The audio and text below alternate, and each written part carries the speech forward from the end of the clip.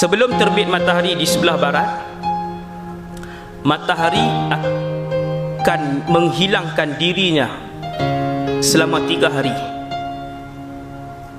Ini juga ada satu hadis yang sahih. Kemana matahari itu pergi, sekejap lagi kita beritahu.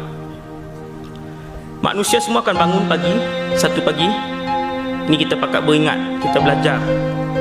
Kita dah ada maklumat ni, alhamdulillah. Kita pakat ingatkan anak-anak, saudara mara kita dan sebagainya. Allah pilih kita malam ni untuk datang dan mendengar ilmu ini. Hadis Nabi yang jumlahnya ratusan ribu, yang banyak rahsia yang kita belum mendengar. Kata Rasulullah, apabila kalian bangun pada pagi itu, macam biasa kita solat subuh masih gelap. Selalunya jam 7 sudah cerah. Jam 7 sudah cerah. Tetapi pada hari itu kita akan melihat jam 7, 8 pagi, 9 pagi suasananya begini. Yang macam tuan-tuan tengok ni. Kita pun tengok, ini sudah jam 9. Jadi kita pun tengok ke langit, oh mungkin nak hujan kot. Kan orang kita begitulah, kalau gelap ni maksudnya gelap terlampau itu nak hujan. Kita pun tengok, oh nak hujan. Masa berlalu, pukul 10, pukul 11, kita tengok masih gelap. Ini bukan hujan ni. Tidak ada awan yang gelap, tidak, ini bukan hujan. Maka ketika itu kita tahu, boleh jadi ini adalah tanda yang disebut oleh Rasulullah. Boleh jadi. Kita pun tunggu lagi.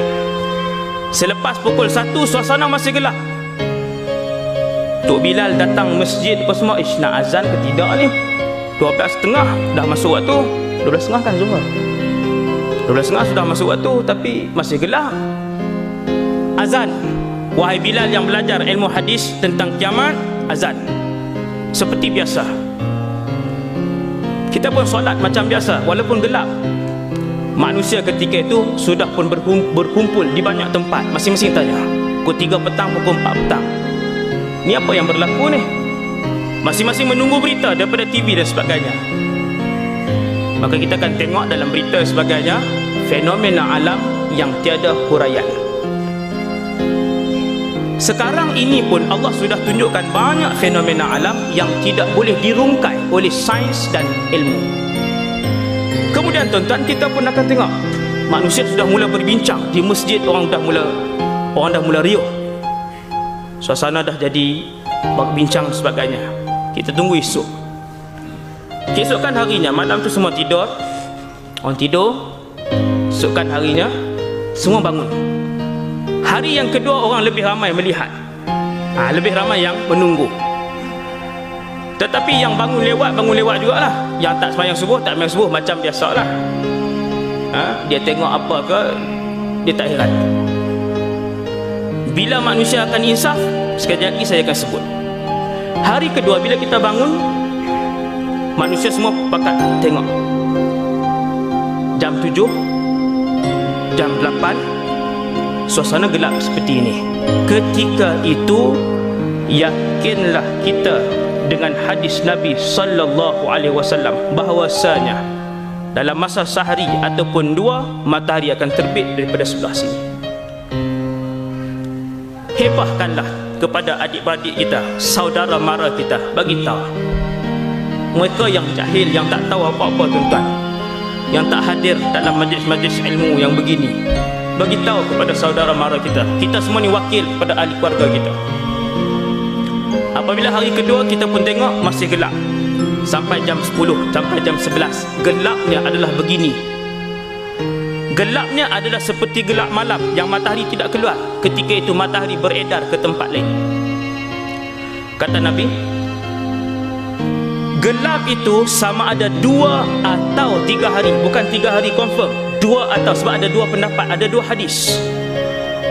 2 atau 3 hari. Tuan-tuan jangan bila hari kedua tuan-tuan kata, oh tak apa, ada sehari lagi kan, esoklah beritahu.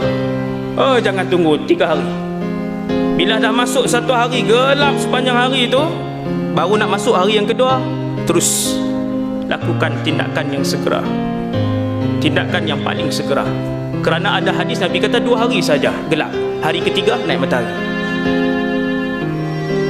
Tuan-tuan, kita pun bangun pada hari yang keempat.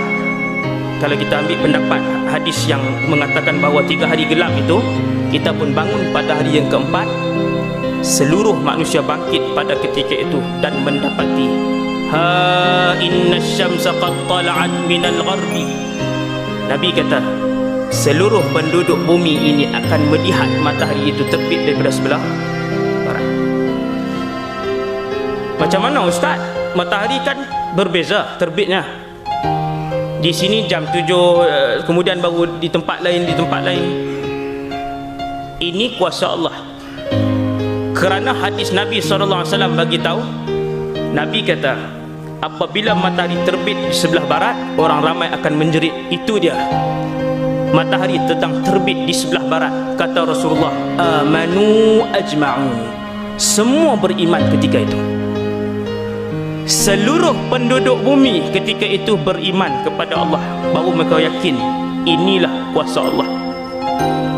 Dan ketika itu iman tidak lagi boleh diguna pakai, kerana apabila terbit matahari di sebelah barat, itu bermaksud Allah telah pun menutup pintu taubat selama-lamanya.